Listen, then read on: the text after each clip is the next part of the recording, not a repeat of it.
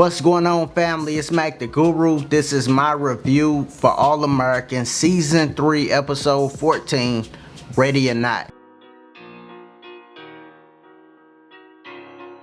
Everything comes from the darkness. They starting off strong. They batting 100 for them coming back. This first episode was good. Of course, they started with Jordan and Spence, right where we left off at. They talking about therapy. And Jordan still working out. Don't nobody know but Spence that he working out. Because remember, during the episode, Billy like, yeah, man, I'm proud of you for taking it slow. Because that's difficult. First off, Billy was a football player. He know that's difficult to have an injury and then doctors and your family and people around you be telling you don't work out. You know what I'm saying? And Jordan, he working out, but don't nobody know. So Billy don't know that yet. Billy gonna find that out. You know, Jordan got a couple secrets because he talked about him and Simone might be still trying to get married, and you know that's what brought up GW to get emotional about his wife, Billy mom that died. You know, but that's how it started off, which was good. They started it back off like that, and then once they start getting into the episode, it just got better and better and better to me, right?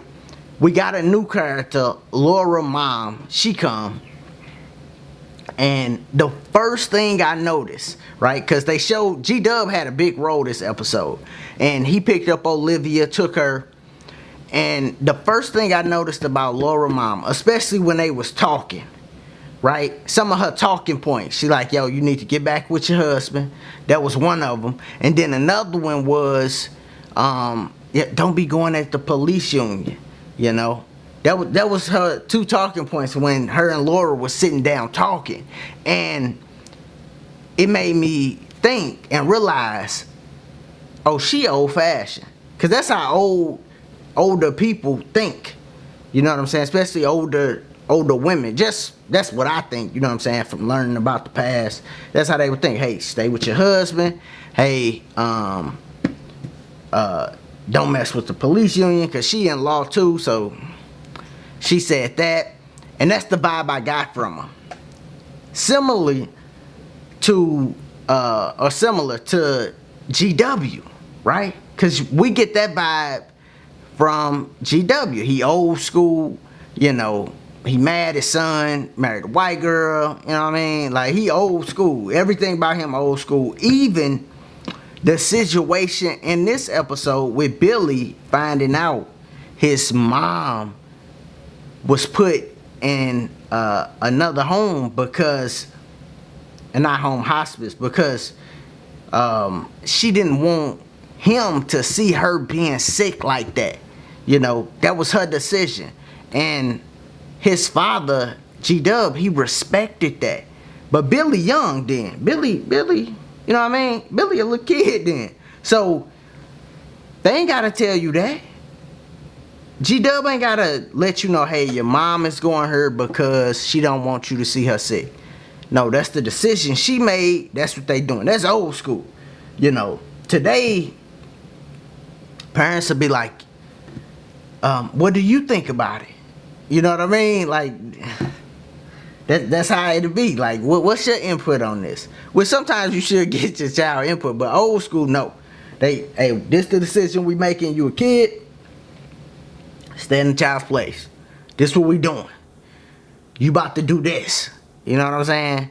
So, both of them, Laura Mom and G, they older, and they both got like an older mentality. Them are two characters I want to see come together. I want to see them come together, and we might get it next episode. I'm going to talk about the preview in a separate video, but we might get that. Now, another thing that happened, Chris left, right? And we see Spence, he already on edge. He want this scholarship, so he anxious. He, you know, he not being a good leader throughout this. You could see, you know, Chris gone. They got a younger quarterback. And the guy that played Chris, I think he might be on another show now. You know, but they got a younger quarterback. Show your leadership. And that's why that dude was there. That conversation that him and that recruiter had, that's what he was talking about. You know, the conversation, he said, yo, I had to take care of 2 younger sisters when I was younger.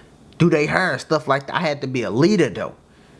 You know, and that's what he was trying to get Spencer to understand. We know you great. We know you could play. But let's learn about your personality, some traits that you got. Is leadership one of them? You know, so that's what Spence developed over this show. Because you see, when the young quarterback was throwing them passes at the beginning, first he got them practicing after practice. Like, hey, we stand after practice. And then both of them, the 2 people he got stand after, both of them tired. They like, yo, I want to go. And Billy came and he recognized that. He like, hey, we're going to put an end to this. Plus, you need to talk to the recruiter. But Spence is trying to push people, you know. And as a leader, you got to recognize, am I pushing this person too far? Because some people, you could push like that. Some people you could come and you could, like push them. Like, hey, we're going to do this, we're going to do that, push them real hard and they could take it. And then others, you got to be a little bit more delicate with, you know. So that's something you just learn throughout life. You know, that leadership quality with different people. You got to be different with them. You can't use the same type of leadership with everybody, you know. And Spence, throughout the episode, we had them scenes. Then we had the scenes from the first half. He was being a bad leader, especially in the first half. During the game, he was really being a bad leader. That first half, they was playing bad, and Spence like, yo, bench the quarterback. I'll play quarterback. You know what I mean? Like, right in front of the dude, too. So they listened to him tell the coach this. And Billy stepped up. Billy was being a good leader. Like, this whole episode. Because he definitely stepped up and was like, hey, this is what we doing. I'm the coach. This what's going on. You know, so Billy was being a good leader.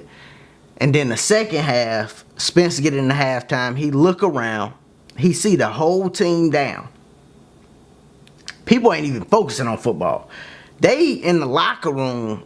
And I'm like, yo, people looking around, twiddling their thumbs. Some people just chilling on the wall. They ain't focusing on football at all. For it to be halftime, they ain't going over no plays and nothing. Spence look around. He see all this. He like, oh, okay. And he get up, do his speech. The speech was cool, you know. It was a cool speech. I don't know if he improv that or if they just made him say what was written. But I think, you know, they could have did a little better with the speech. But the speech was cool. It wasn't like bad speech or nothing. But it was cool. So he get a speech. And they get him back up. He go out in the second half. And now he's moving and playing good. And that's what the recruiter needed to see. Recruiter leave because he seen what he needed to see. Spence then turned it around. Turned his attitude around. That block was a good block too. Yeah. You know what's crazy? In the NFL, that would have been a flag. That would have been a crackback block. You know what I'm saying? They would have called that they threw the flag on that. Straight up. But in high school, you know, people still be getting stuff like that off. You know. But that happened. Spence get home. Recruiter right there. You know what I mean? And he made it. He get his scholarship, you know. But the whole episode, we could see how that was just, the pressure was on him, you know. And it finally, he get to release all that pressure. The other thing that was going on in this episode that was real good, and we're going to get back to Olivia and her mom and that situation with the cops. Oh my God, the police union. You know, that's a whole nother thing. But the other situation that was real good was Coop and Spence. Both of them thinking about Sean. They thought about Sean. And they was thinking about their childhood. Now, the most powerful scene in this episode, and probably of this season, really, to me. You know, I know other people might like the kissing and all that stuff, but this was the most powerful scene. At the end, when they were 3 kids talking about what they wanted to be. And Sean say, I just want to be alive. Now they kids, right? And he said that jokingly, but sometimes stuff come from the subconscious, and that's what I think happened. That was his first thought, like, man, I just want to be alive. Then he like, nah, I'm just playing, I want to be this, you know what I mean? But that was a powerful scene because he did. And what's sad is a lot of kids be good kids, right? And I'm gonna do a video and tell the story about how two cops, they didn't save my life, but they changed the direction of my life by not taking me to jail. I'm gonna tell that story in another video. But it's crazy how it be just good kids and they grow up and sometimes they get on the wrong path and still good people, still good kids. And it really, it's just sad, man, because kids don't make it. They don't flourish to become man, to actually live life, because they go down these paths and then they get knocked off while they're young. You know what I'm saying? Typically, if you a black male in one of these environments, if you make it past 18, past 21, really past 25, typically you be better off. If you make it past those, because you figure it out. You start figuring it out a little later. A lot of us do figure it out a little later, especially if you ain't got no guidance around you, to really guide you on the right path. But that was a powerful scene, man. That's one I really looked at, Now, I know the casting of the kids, I touched on that on the recap about the casting of the kids. It wasn't similar at all. They just, hey, give me 3 black kids. Alright, yeah. The girl is literally Coop height right now. The girl was tall. I'm like, yo, why is she that tall? And when she get older, she gonna grow what, an inch? But the writing and all that was good. They just, maybe they couldn't find the right people because of COVID, something like that. But other than that, that's the only little thing I seen. I was like, huh? Why these kids don't look like nothing like the older people? But that was a powerful scene. Now, with Olivia, her grandmother, because her grandmother was there, Laura mom, and Laura, it was weird to me watching it. First, the police unions, they want to give this young girl a felony. Now, she did do something wrong, but in my mind, that's just like way too much. Like, that's a big punishment to give a kid. You know what I mean? Like, we're going to put a felony on the kid record for doing something like that. It's like, that's too much. That's too excessive in my mind, because she underage. So, no. That's a no. But that's how they operate. They just showing, the really premise around that whole thing was them showing, yo, these police unions is strong. And these unions is what making it hard for us to get the change that we want.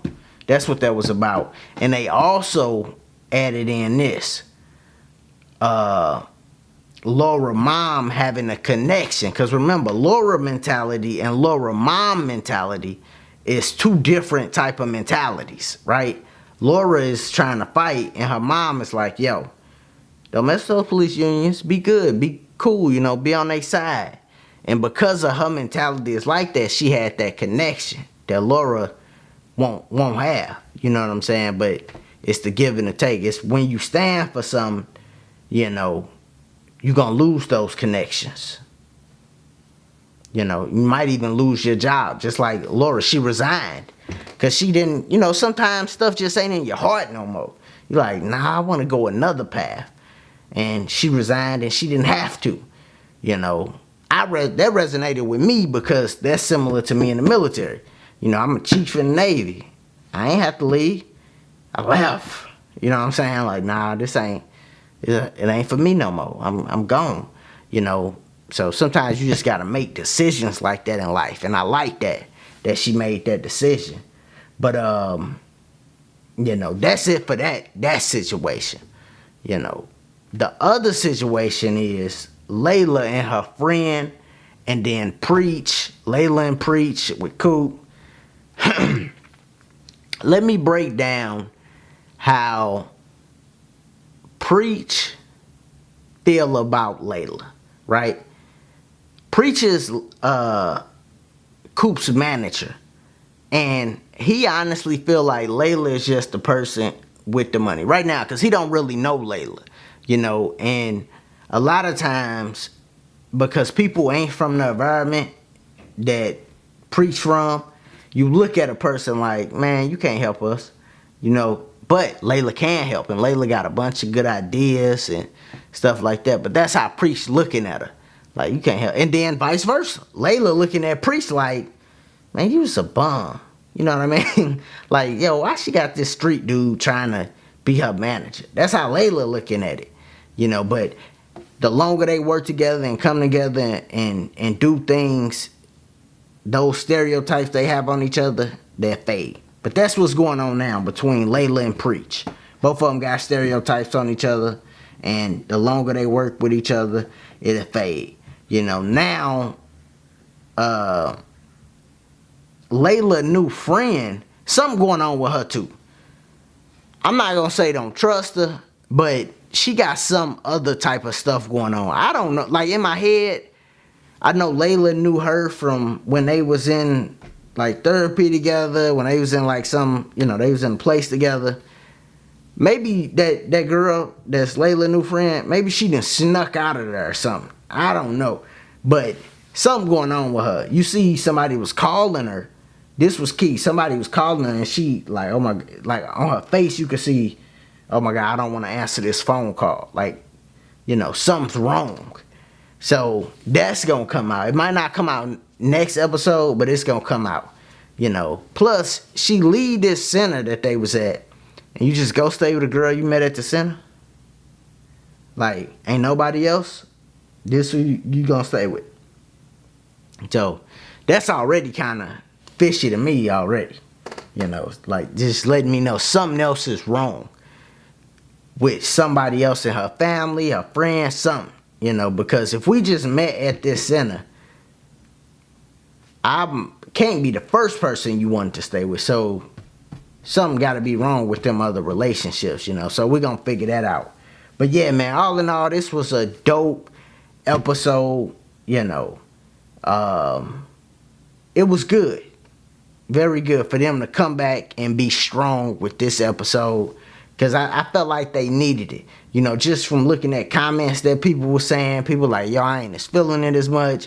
They really was feeling the Spence and Liv build up with them being in relationships and about to come together. You know, but it seemed like the show done kind of went away from that, and people like, oh, I don't like it as much. Even though I thought they was doing a good job, but it was very essential that they come back with a strong episode. And they did, man. So this was my review on All American, episode 14, Ready or Not. If you're still here, make sure you click that subscribe button. Like the video. As always, y'all be easy, be safe. Peace.